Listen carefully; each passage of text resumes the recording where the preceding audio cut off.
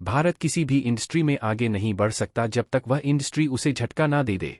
लड़ाइयों में महत्वपूर्ण भूमिका निभाने के लिए बनाए गए भारत के अर्जुन टैंक प्रोजेक्ट को जर्मनी ने बहुत बड़ा झटका दिया और ऐसे संकेत मिल रहे हैं कि अर्जुन टैंक के लिए इंजनों की डिलीवरी में कम से कम 4 सालों का देरी हो सकती है, जो भारत के लिए बहुत बड़ा झटका माना जा रहा है। भारत के अर्जुन मुख्य युद्धक टैंक का उत्पादन इतिहास उतार चढ़ाव वाला रहा है। हालांकि दावा तो किया गया है कि MTU मिसाइल प्रोडक्शन की वजह से अर्जुन टैंक की इंजनों के निर्माण में देरी हो रही है, लेकिन एक्सपर्ट्स का मानना है कि ये देरी मोदी सरकार के खिलाफ बदले की कार्रवाई हो सकती है। हालांकि जर्मनी में इंजन निर्माण में हो रही देरी भारत में स्वदेशी इंजन के निर्माण का दरवाजा खोल सकता है, लेकिन इसके लिए काफ़ी ज़्यादा मेहनत और टेक्नोलॉजी हासिल करने की ज़रूरत होगी।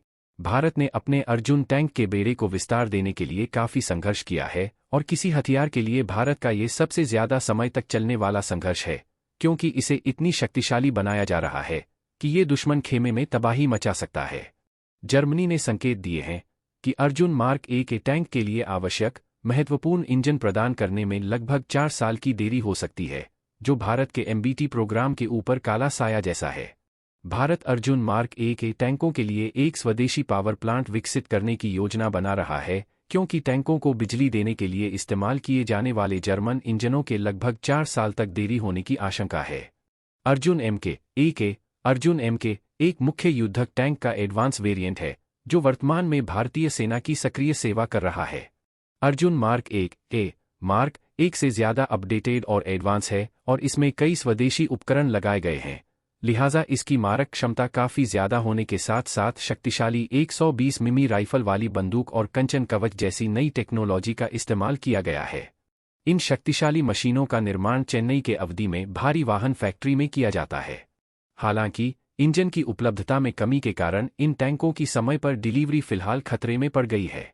इन टैंकों के बाकी हिस्सों का निर्माण भारत में होता है, जबकि जर्मनी की हथियार कंपनी से इनकी इंजनों की सप्लाई की जाती है और कंपनी ने ऑर्डर पूरा करने में काफ़ी देरी का संकेत दिया है, जिससे निर्धारित डिलीवरी के लिए चुनौतियां खड़ी हो गई हैं। ये कोई पहली बार नहीं है जब जर्मनी ने इंजनों की आपूर्ति को लेकर धोखा दिया है। यह पहले भी झटके दे चुका है।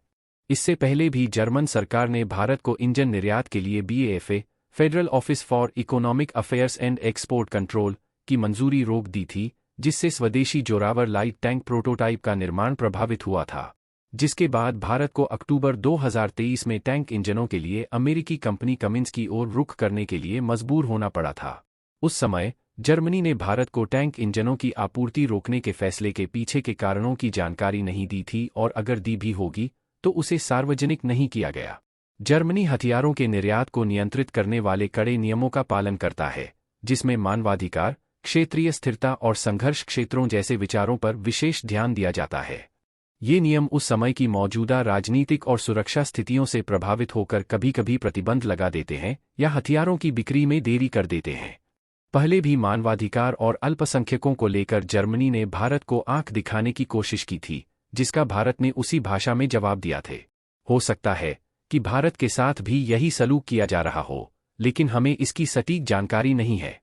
हालांकि कई दूसरे वजह भी हो सकते हैं, जैसे जर्मनी की आंतरिक उद्योग में आई चुनौतियां या फिर ऑर्डर की गई इकाइयों की कम संख्या शामिल हो सकती है। दोस्तों, आज की वीडियो में बस इतना ही। वीडियो पसंद आए तो प्लीज़ लाइक ज़रूर करें, चैनल पर नए हैं तो सब्सक्राइब भी ज़रूर करें। धन्यवाद।